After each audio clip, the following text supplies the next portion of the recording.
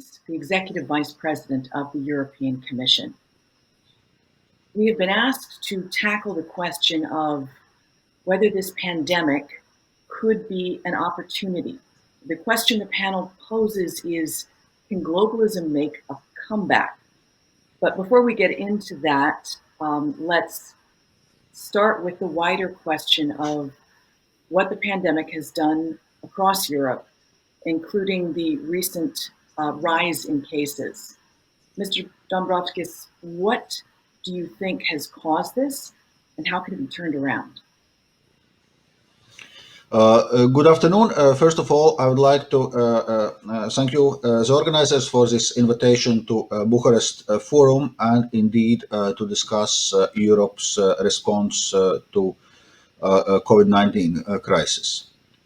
Well, when we look at the epidemiological situation, indeed, one can talk about the second wave. We see increase in a number of cases in a number of European countries. We see that restrictions are being reintroduced in a number of European countries because epidemiological situation remains very complicated.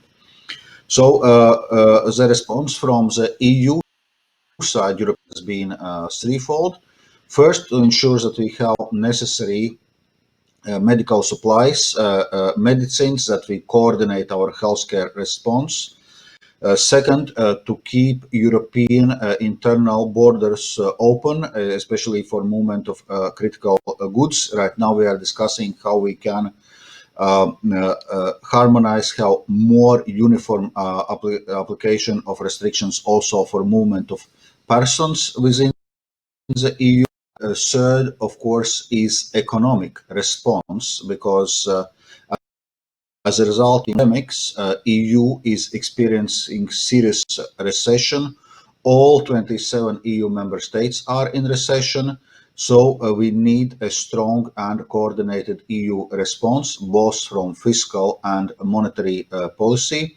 So we have allowed for major flexibility in terms of EU fiscal and state aid rules.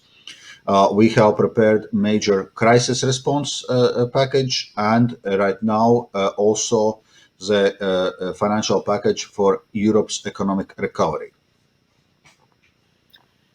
How much have the measures so far helped stop the slide into a worse economic situation? And I guess the question is, if this pandemic goes well into next spring, how many times do you think the governments are going to have to infuse the economy with this extra aid? First of all, on the economic response so far, one can say that the measures which have been taken at EU and national level have helped to protect to the large extent European companies and jobs. In a sense, unemployment figures were not nearly as negative as we were expecting at the beginning of the pandemic and at the beginning of lockdowns.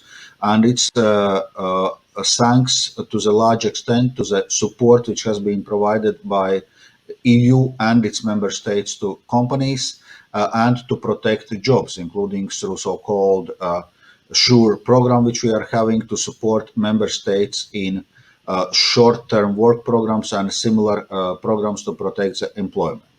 So there we see already clearly positive effects.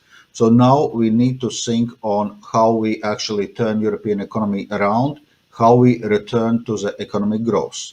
And for this, we set up a European economic recovery plan worth 750 billion euros. Currently it's being negotiated between EU co-legislators. So we hope that those negotiations will soon be finalized, and early next year, this money will be able to flow to the economy. Now, if the EU is able to stabilize the pandemic's drain on it, then the next question is, in terms of larger geoeconomic trends, do you also need other countries around the world to make similar stopgap measures. Otherwise, if they sink, they can pull you down, such as what has been happening with the US market of late? It's clearly that this is a situation which is facing not only Europe, it's a pandemic, so the whole world is affected. And in fact, we are currently having a global recession. So indeed, we need to see how we can help countries to overcome this recession. And of course, there's a difference between developed countries, which all are implementing sizable support packages, fiscal support packages, monetary support packages, but we also need to support developing countries. And we know that there is a large number of countries, more than 100 countries, support for International Monetary Fund. There is initiative within G20 of moratoria of debt servicing for heavily indebted poor countries. There are a number of other initiatives. So clearly this requires coordinated global effort, and something EU is trying to do also within the context of G20 and other international fora. Now, you were just, I believe yesterday, confirmed the new Commissioner for Trade.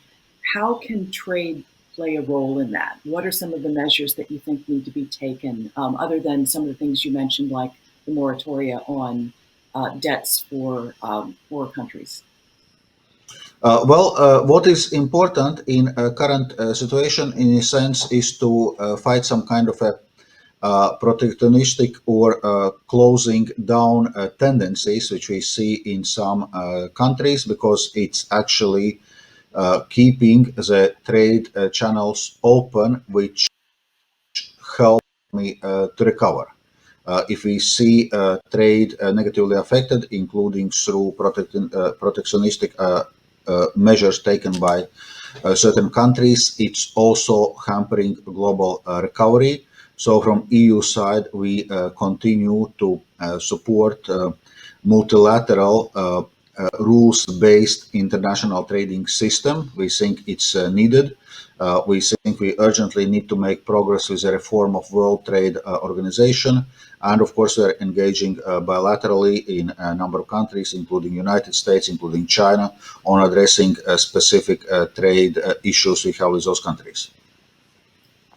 Now, I'm speaking to you from Washington, D.C., where the current administration is not a big fan of things like the WTO, and discussions with the EU over trade have been fractious. Where does that stand, and what do you need to get to in terms of some sort of an understanding to make EU-US trade a force multiplier in the pandemic?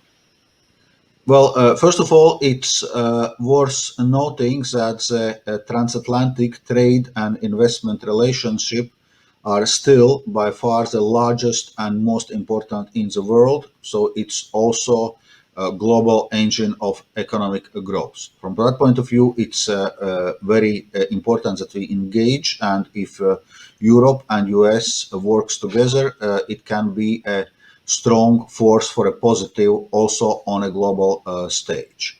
So that's probably where we should be starting from, that we are strategic partners, we share similar values, and we should be working together.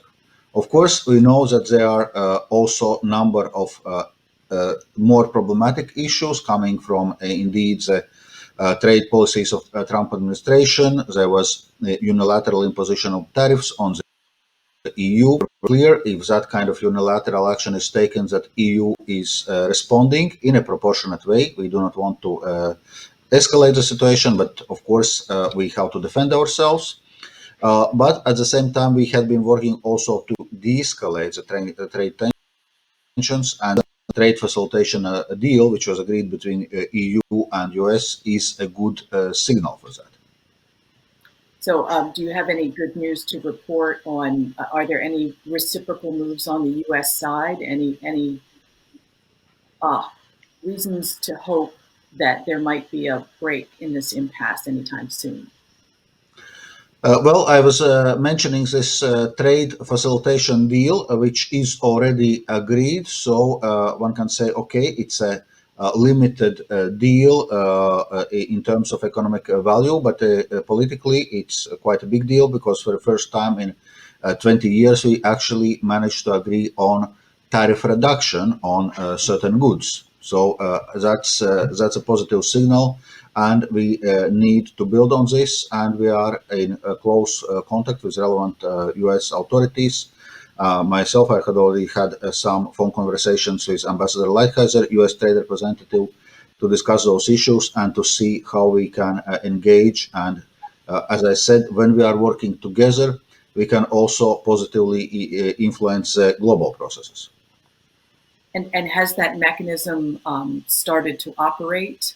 How much trade has been facilitated so far because of that agreement? Well, well, first of all, on the trade facilitation deal, it's agreed. It's not yet, so to say, formal procedures are not yet finalized from both sides, from US and EU side, but they are on the good way. Economically, we are talking here about several hundreds of millions of dollars or euros. So it's if compare with our overall trade relations, it's not such a big amount. I think what it's positive that we are able to reach that kind of deals, and we are looking how we can build from this and how we can move forward. Now, one of the things that the U.S. has had to grapple with is the supply chain, and talk here has been mostly of bringing manufacturing of things like PPE back onto U.S. shores. How has Europe handled it, and how far are you down the road to um, turning some of the ideas into actual solutions? Indeed, this is something which we are also looking in Europe because experience during the COVID-19 crisis was that indeed some supply chains were strained and critical goods, especially critical medical goods, were not available when they were most needed. So clearly, it's something which we need to draw consequences of, and of course, are looking it as a part of our healthcare response, but it has implications also for EU trade policy. So currently, we are conducting trade policy review in the EU, and also looking on how we can strengthen the resilience of the supply chains. We are looking at what probably needs to be where we probably need some onshoring, where we need some nearshoring, stockpiling, diversifying of shortening supply chains. So we're looking at this whole menu of options, and we will have how to see are the right instruments to address. But in any case, it's clear that it doesn't mean that we should be closing our market, that we should be trying to do everything in Europe. In fact, there are also OECD studies in this regard that having more open, diversified trade relations, diversified supply chains is actually strengthening the resilience of economy and resilience of supplies. That sounds like you're doing a lot of important long-term planning, but with a new surge in COVID cases, and the headlines on the BBC this morning were that France is again, for instance, having trouble with its wards filling up. Have you found short-term solutions for these supply chain issues? Well, in terms of short-term solutions, this was something which we were addressing, especially in spring during the first wave of pandemic, when indeed there was a problems of supplies. There were shortages of certain medical goods and medicines. I would say for a short term, we have resolved this problem. We're currently not experiencing shortages of medical supplies. In any case, something which we need to continue to carefully monitor and react if necessary, because as you rightly said, pandemics is still on. But still, we need to distinguish between which is now short-term action, given a situation where we are in and where we need to get medical supplies and fast, and a more, so to say, strategic thinking on how to be more resilient towards situations like this in the future. Now, one of the things that I had opened this conversation with was the notion that globalism has taken a hit over the past several years. Populism has surged. This pandemic is a real test for what globalism might be able to do, but it is also exposed to a lot of people how globalism has left people behind. What have you seen happening in your societies across Europe? I mean, who has taken the hardest hit from the pandemic? If we look at the effect of pandemics on societies and on in that case, we need to look also how it has effect on different economy.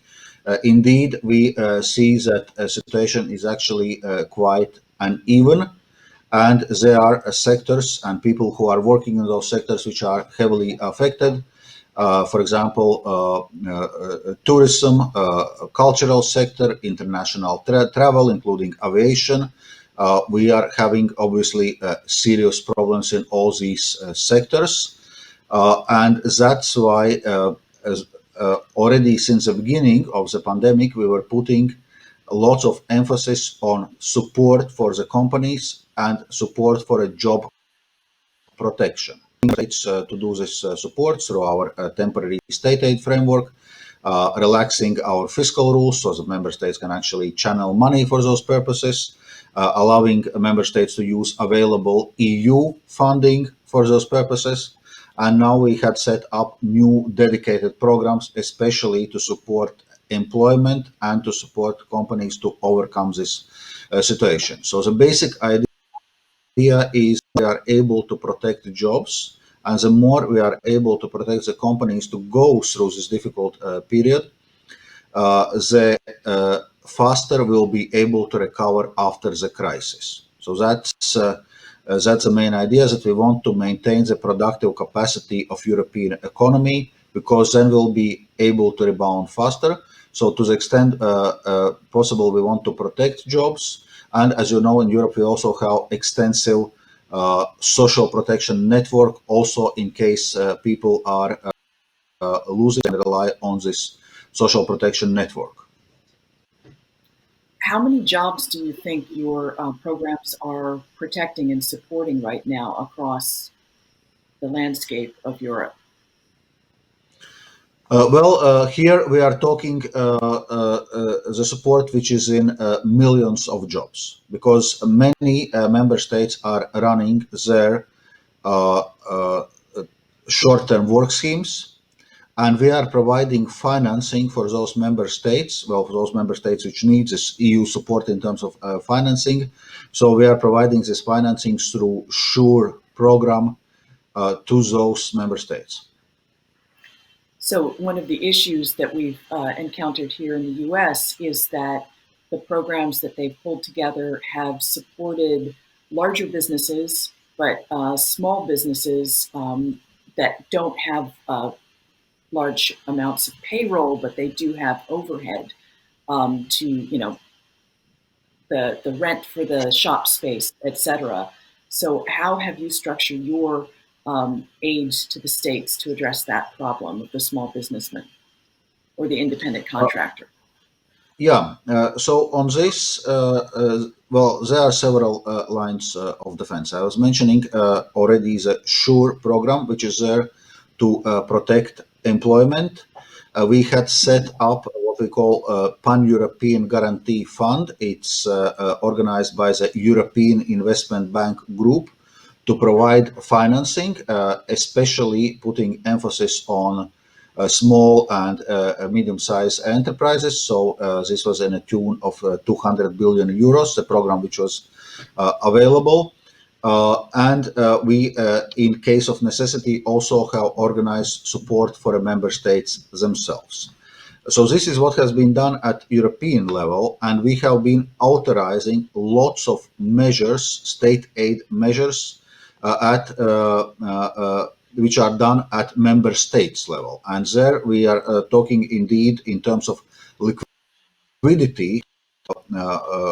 Amount of measures which has been provided is somewhere in a range can now be mistaken, but probably approaching some 20% of GDP. So we are talking about very sizable amounts of liquidity support which is being provided for European companies. Thank you. We have about 10 minutes left in our panel, so I want to invite the audience to submit questions if you have any, and I have a few more. The European Union, the European Commission, one of the things that you frequently hear about is red tape, bureaucracy, especially with things like the refugee issue, multiple nations not being able to get together and agree on reforms or change. Has the immediacy and necessity of action in the pandemic allowed you to do anything that nation states have been dragging their feet on? Actually, yes. I would say that European Union was able to react very strongly in a coordinated way and in a spirit of European solidarity. And we came with a strong crisis response at the beginning on fiscal policy. I was mentioning the three safety place for workers, for companies, for member states if needed. European Central Bank has been doing a major monetary policy action, including through pandemic emergency purchase program, providing liquidity to the economy. And we managed to agree on a major European economic recovery plan, Next Generation EU, of 750 billion euros, which is going to be financed by joint European borrowing. And that's a new concept. We never had been borrowing jointly as European Union, nowhere near in this scale. So that's in a sense new way of approaching common problems with sourcing, financing commonly, and then financing programs in member states. And also there we are doing a coordinated approach. So the aim of our European Economic Recovery Plan is not to come back to the pre-crisis status quo, but use this very sizable fiscal support which we are giving also to facilitate green and digital transformation of our economy. So if you look at the... Yeah, I was going to ask about that. I had been reading about how there's been some progress on things like digital payments. You've doubled production of semiconductors. What does that do? How does that help the have-nots cope with the pandemic? Some of those changes. Yeah, that's the whole point. That already before the pandemic, we set two flagship policies. European Green Deal, aiming at Europe to become climate neutral by 2050, and digital agenda, so to facilitate the digitalization of European economy. So, and when we are now devising this European economic recovery plan, we also have identified number of areas for projects of common interest. You already mentioned this area of semiconductors. Not only that we would double the production of semiconductors, but also would make them energy efficient, so less pollution. There are major initiatives on area of digitalization, including electronic means of authentication across Europe, including developing further our broadband, internet, data storage, artificial intelligence. There are initiatives, for example, on smart grids across Europe in area of electricity or electrification of our transport networks. So we are looking at common European projects in line with the European Green Deal and digital agenda. But at the same And time, we are also these were things that allowing member. I At was the just same going to time, ask. we're also allowing member states to finance also country-specific issues. So each country has its own challenges for the economy, for the resilience. It needs reforms. It needs investment in certain areas. So we're also providing support for that. So we have a question, a related question from the audience. How do you see the importance of digitalization in trade-related issues, especially in the Baltic states and Eastern European countries in this post-pandemic context? Well, as regards digitalization, you mentioned Baltic states. Actually, Baltic states are, one could say, at the forefront of this digitalization in terms of availability of digital public services, digital infrastructure. And currently, we're looking how we can scale up that kind of innovative approach across the entire European Union. And indeed, recently we also came with European Retail Payments Initiative. You mentioned payments several times, how we can facilitate pan-European instant payment schemes. Because currently we have instant payment schemes in many member states. They are only working normally within one country. So we want to have it as a pan-European, as a whole EU, making payments much faster.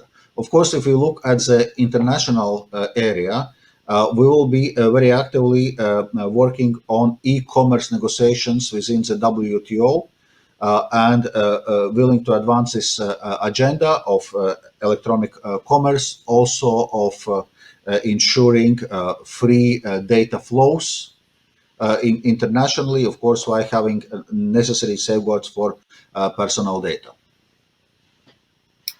I guess my last question would be concerning climate change and what the World Bank says the pandemic may do. It has predicted that it could force up to 115 million people into extreme poverty.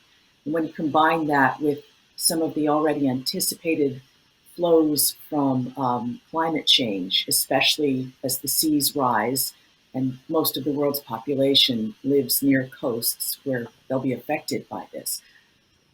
How is Europe preparing for a possible new flood of migrants and refugees from the pandemic?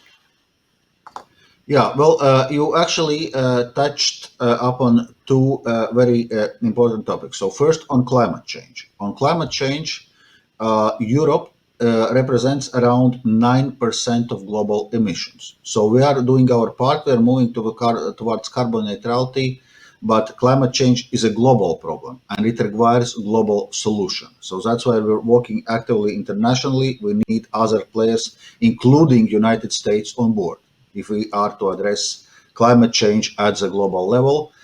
Because indeed, if we are not going to do so, consequences are going to be catastrophical from economic, from humanitarian point of view, and this is something which we need to address globally and actually mitigate this potential damage. Then, in terms of migration, actually, just a few weeks ago, European Union presented its new policy, working in three directions, strengthening the EU's external border, having more efficient, faster migration and asylum procedures, facilitating returns where it's applicable, and with neighboring regions, also in terms of facilitating economic development in those regions. because which is one of the, so to say, push factors for migration. Ideas that may all soon be tested. Mr. Dombrovskis, thank you very much. And to the Aspen Bucharest Forum from here in Washington, D.C., thank you Thank you. for engaging in this discussion.